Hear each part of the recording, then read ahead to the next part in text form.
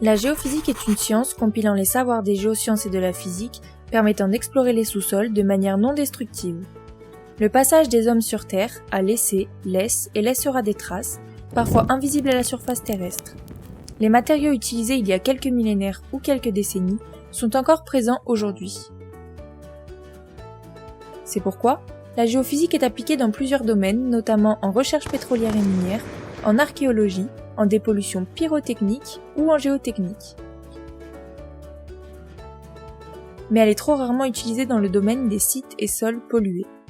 Pourtant, les outils géophysiques présentent de nombreux avantages. Ils complètent efficacement les études historiques, souvent fragmentaires, permettent d'affiner les résultats et limiter le surcoût de forage par exemple. Tout cela a des coûts abordables avec des techniques non intrusives et rapides à mettre en œuvre. Fini la vision ponctuelle qu'offre un forage ou une excavation. Place à la création d'images du sous-sol à l'échelle du site. Pour vulgariser la géophysique en une image, c'est comme une radio du corps humain. Premièrement, la détection d'objets enfouis dans les sous-sols permet de sécuriser les chantiers en repérant des objets pouvant gêner les investigations. Deuxièmement, la géophysique permet d'affiner le contexte hydrogéologique et géologique d'un site.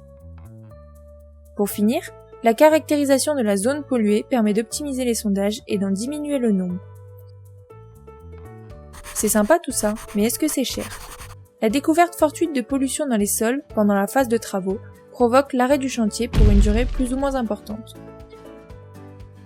Cela génère des surcoûts imprévisibles qui peuvent dépasser en moyenne les 100 000 €.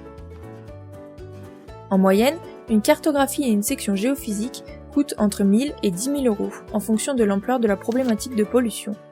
Les coûts sont donc maîtrisés dès le départ et de grosses économies peuvent être réalisées. Et vous, quelle est votre problématique de pollution ?